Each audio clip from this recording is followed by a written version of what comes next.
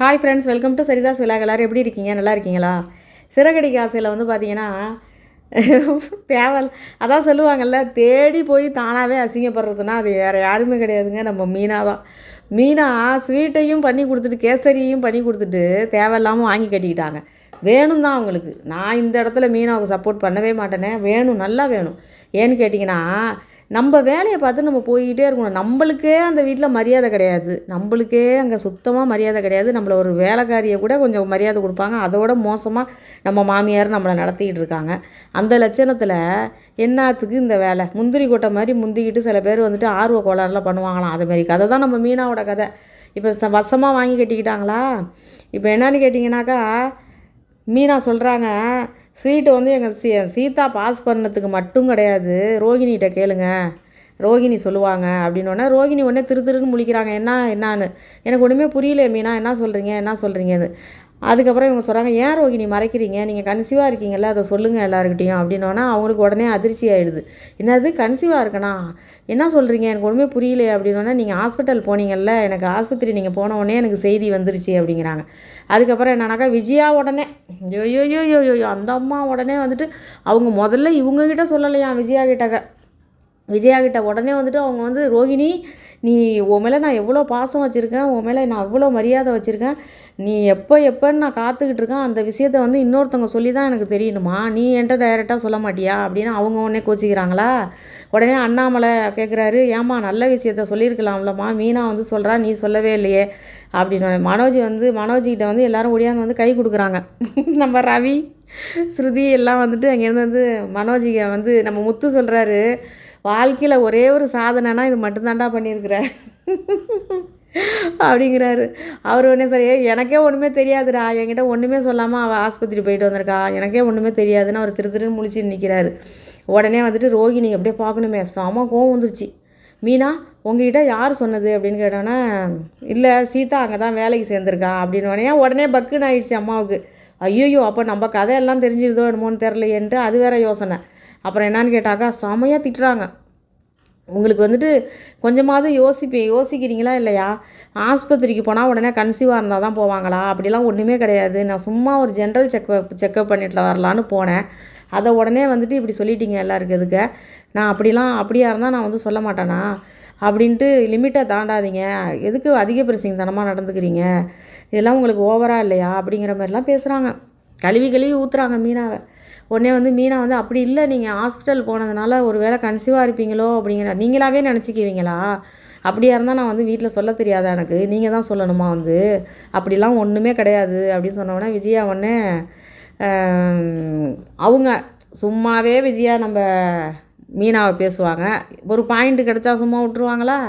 உடனே அந்த அம்மா உடனே ஆரம்பிக்கிறாங்க, ஏண்டி அறிவு கெட்டவளே, உனக்கு வாயை வச்சுட்டு சும்மா இருக்க முடியாதா? எப்போ யார் எங்கே போகிறாங்க எங்கே வராங்க நோட் பண்ணுறது தான் அவன் வேலையை பார்த்துட்டு உன்னோட வேலை என்னமோ அதை மட்டும் பாரு. சும்மா தேவையில்லாமல் அடுத்தவங்க விஷயத்தில், அதுவும் ரோகிணி மனோஜ் விஷயத்துலலாம் நீ யார் தலையிடுறதுக்கு அப்படின்னு நல்லா அவங்களும் திட்டுறாங்க. ஆனாலுமே மீனாவுக்கு கொஞ்சம் கூட திட்டுறோம், வாங்கி கட்டிக்கிட்டா தான் அடுத்த வாட்டி அவங்க அதெல்லாம் பண்ண மாட்டாங்க. ரோகிணி எப்படிடா முத்துவை கேவலமாக பேசலாம், எப்படிடா மீனாவை மட்டம் தட்டி திட்டலான்னு அவங்க யோசிக்கிறவங்க ரோகிணி. இந்த லட்சணத்தில் இவங்களே பாயிண்ட் எடுத்து கொடுக்குறாங்க அவங்களுக்கு திட்டுறதுக்கு. அவங்க ரோகிணி ஓவர், அது தாண்டி ஓவர். அது என்ன சரி தெரியாமல் சொல்லிட்டாங்க, அப்படிலாம் இல்லை மீனா, சும்மா தான் போயிட்டு வந்தேன், செக் பண்ணிவிட்டு வரத்துக்கு தான் போனேன், அப்படிலாம் எதுவும் கிடையாதுன்னு சொன்னால் முடிஞ்சு போச்சு. அதை விட்டுட்டு அந்த அம்மா அப்படியே இது மாதிரி பேசுனாங்க. அதோட மறுபடியும் என்னன்னாக்கா, சரி விடுங்க அப்படின்ட்டார் அண்ணாமலை. சரி விடுங்க, ஏதோ தெரியாமல் சொல்லிட்டா, அதுக்காக எதுக்கு இப்படி சத்தம் போட்டுக்கிட்டு இருக்கீங்க அப்படின்னோடனே அதுக்கப்புறம் எல்லாம் அவங்கவுங்க போயிடறாங்க. எனக்கு வேணாம் உனக்கு வேணான்னு கேசரியை வச்சுட்டு போயிடுச்சு. ரோகிணி வேணான்னு வச்சுட்டு போயிட்டு, மனோஜி வேணான்னு வச்சுட்டு போயிட்டாரு, விஜயாவும் எனக்கு வேணாம் கேசரின்னு வச்சுட்டு போயிட்டாங்க. பாக்கி பேரெல்லாம் சாப்பிட்டுக்கிட்டு இருக்காங்க.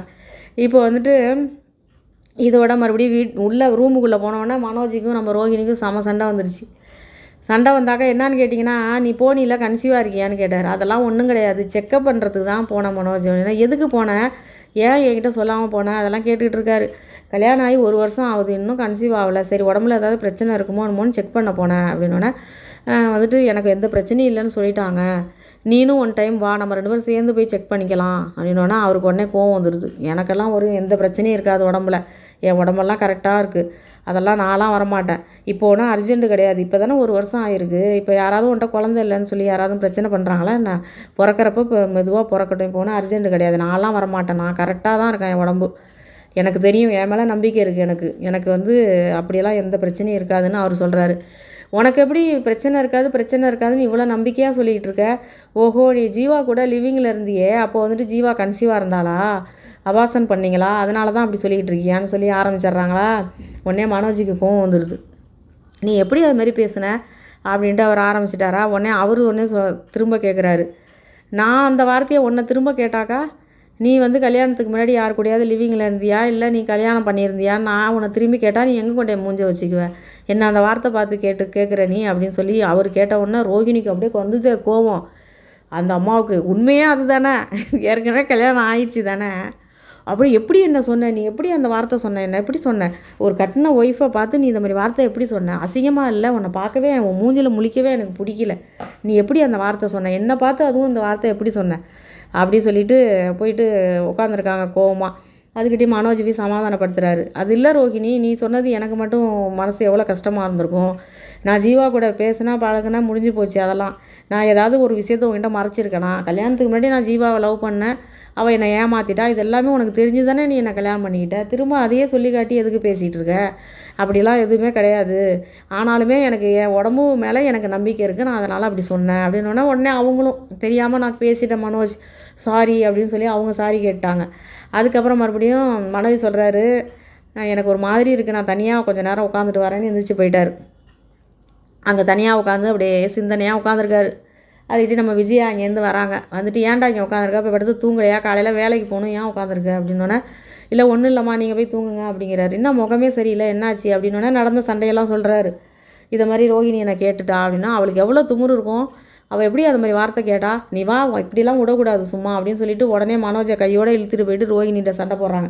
உன் மேலே நான் எவ்வளோ பாசம் வச்சுருக்கேன், மரியாதை வச்சுருக்கேன், மனோஜிக்கு அப்புறம் நான் உன் மேலே தான் பாசமே வச்சுருக்கேன், நான் பார்த்து கூட்டுரு வந்த மருமகனி, உன் மேலே நான் எந்த அளவுக்கு மரியாதை வச்சுருக்கேன், நீயும் மனோஜை நல்லபடியாக பார்த்துக்கிட்டு இருக்க, பாசமாக பார்த்துக்கிற, உங்கள் அப்பா கிட்ட பணமெல்லாம் வாங்கி அவனுக்கு எல்லாம் பிஸ்னஸ் எல்லாம் செஞ்சு கொடுத்துருக்க, எல்லாமே நீ பண்ணிட்டு தானே இருக்க.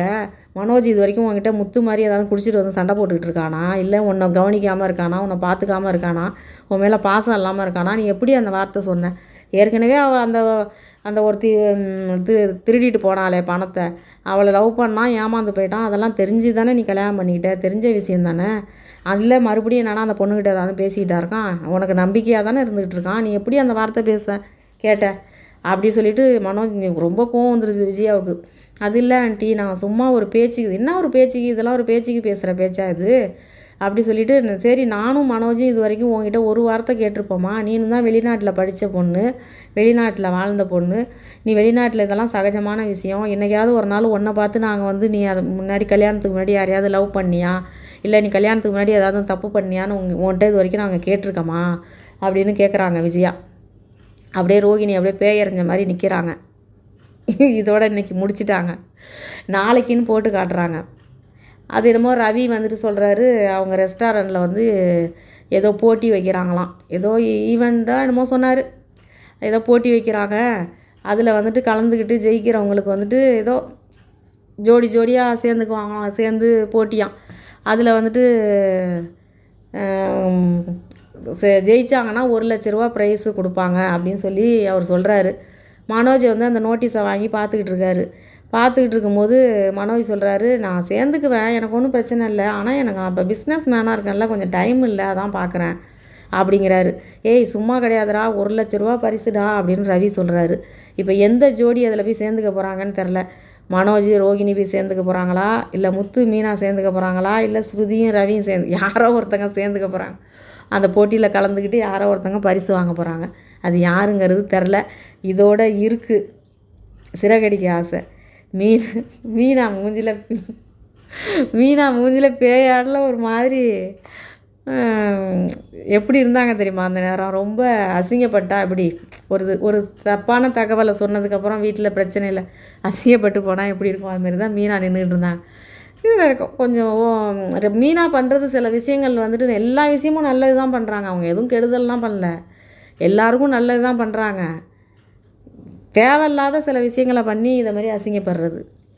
அப்படி என்ன அவங்க அப்படியே கன்சீவாகவே இருக்கட்டுமே, அவங்க வந்து சொன்னதுக்கப்புறம் நீ கேசரி பண்ணு, சொன்னதுக்கப்புறம் போய் கேசரி பண்ணி எடுத்தாந்து கொடு, அது ஒரு நல்ல விஷயம். அதை விட்டுவிட்டு ஹாஸ்பிட்டல் போயிருக்காங்கன்னு தெரிஞ்ச உடனே கேசரியை பண்ணி எடுத்தாந்து வச்சுக்கிட்டு கொடுக்கணுங்கிற அவசியம் கிடையாதுல்ல. இப்போ நீ வந்து கொடுத்ததுனால நல்ல பேர் கிடச்சிச்சா? அவர் மனோஜ் சொல்கிறாரு, என்ன இந்த மீனா இப்படி இருக்காங்க, அதுவும் இந்த விஷயத்தை வந்துட்டு எல்லாருக்கு எதுக்க வந்து சொல்கிறாங்களே, கொஞ்சம் கூட வெக்கமே இல்லாமல் சொல்கிறாங்க அப்படின்னு ரோகிணி பேசுகிறாங்க ரூமுக்குள்ளே போய். அதுக்கு மனோஜ் சொல்கிறாரு, முத்துவோட பொண்டாட்டி முத்து மாதிரியே தானே இருப்பா, அவள் படிச்சிருந்தா கொஞ்சமாவது வந்துட்டு இதெல்லாம் தெரிஞ்சிருக்கும், ஒரு நாகரிகம்னு தெரிஞ்சிருக்கும், இதெல்லாம் எல்லாருக்கு எதுக்க வந்து நம்ம சொல்கிறோமே பேசுகிறோமேனு. அவள் முத்துவோட பொண்டாட்டி முத்து மாதிரியே தானே இருப்பா அப்படின்னு மனோஜ் பேசுகிறாரு. மனோஜோட பொண்டாட்டி அப்போ மனோஜ் மாதிரியே தானே இருப்பா நம்ம சொல்லுவோம். ஏன்னா மனோஜ் திருட்டுத்தனம், பணத்தை தூக்கிட்டு ஓடுறது, வீட்லேயே திருடுறது, எல்லா வேலையும் பார்க்குறாரு. அப்போ மனோஜோட பொண்டாட்டியும் அப்படி தானே இருப்பாங்க. இதோட இருக்குங்க சிறகடிக்க ஆசை கதை. இந்த வீடியோ உங்களுக்கு பிடிச்சிருந்தா லைக் பண்ணுங்கள், ஷேர் பண்ணுங்கள், சப்ஸ்கிரைப் பண்ணுங்கள். நன்றிங்க.